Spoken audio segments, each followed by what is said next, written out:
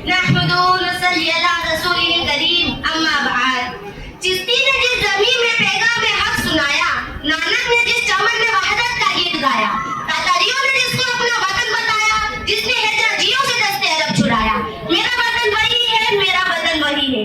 मोहतरमा सदीसाई किराम, मेहमान इज़ाम और सदर जलसा, आज के हालत रहमान की गर्दिश है और रात दिन की करवटें नीत नीत के पैगाम लेकर आ रही है।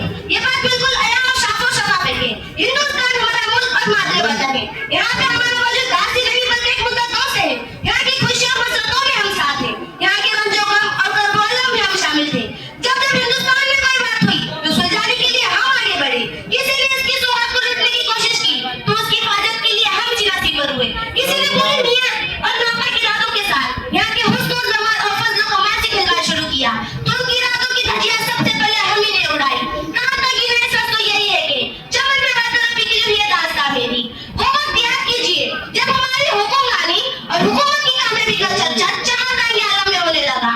आसमान पर चमकने वाले सितारे, बुलंदियों पर प्रकाश करने वाले परिंदे और हजारों मील दूर किरणें फैलाने वाले सूरज भी अपनी अपनी राह को फतह करना हमारी सल्तनत में फकीर समझे बगैर ना रहे। सो बार जमाना है हमने इस मुल्क के किस्से पर हमको ये अहले जुनून बतलाएंगे क्या हमने दिया है आलम को। सामने मोहतरम, हिंदुस्तान ने जहाँ अपनों को जगा दी है वहाँ गैरों को भी अपनी आंखों से बैठाने की कोशिश की है। माली आए तो गुलशन को सजाकर हसीन से हसीन तर बनाकर रख दिया, गुलची आए तो उसने खासदार और खंडर बनाकर रख दिया। मैसूर की धरती आज भी सुल्तान हैदर अली और उनके बेटे सुल्तान टीपू के नाम से रदस्ती है, जिन्होंने अपनी सारी जिंदगी अंग्रेजों को लोहे के चने चबवा दिए थे और आजादी की खातिर दोनों मर्दानी मुजाहिद ने अपनी जान का नजर हमारे वतन को पेश कर दिया और वहाँ की हुक्मरानी पर जालिम अंग्रेजों के ऊपर एक न चली। इसी तरह शाह अब्दुल लतीफ मुहद्दिस देहलवी का फतवा 1857 में उलमाए किराम और उनके शामिल मैदान हमीद ने खुद से सराबर होने और हाफिज जामी के सामने शहादत नोश करने। इसी तरह जलियांवाला बाग का हादसा इज्मा किसको याद नहीं। मुल्क के वफादार गैरतमंद नौजवानों ये सब हमारे किरदार है जिस हिंदुस्तान की तामीर तरक्की के लिए हमारे अकाबिर ने वक्त किया था।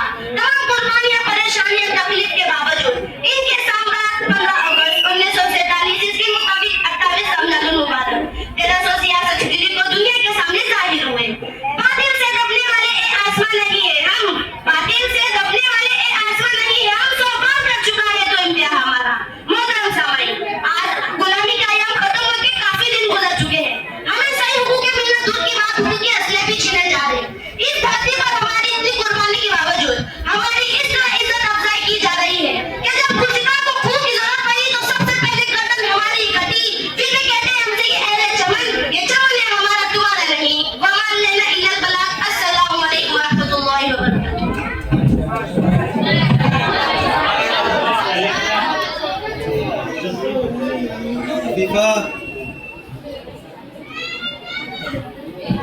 माशाअल्लाह, बच्ची ने आपके सामने मुख्तसर अंदाज में हिंदुस्तान में हमारा कितना हक है, हमने हिंदुस्तान के लिए क्या किया है वो बयान किया। यकीनी तौर पे हिंदुस्तान के जिस इलाके की मिट्टी उठा के सूंघेंगे हमारे मुसलमानों के खून की खुशबू उसके अंदर आएगी, हमारे आज़ादी मुजाहिदीन आज़ादी की खून की खुशबू आएगी। हिंदुस्तान का कोई इलाका ऐसा नहीं है जहाँ हमारे लोगों ने कुर्बानियां न दी हो।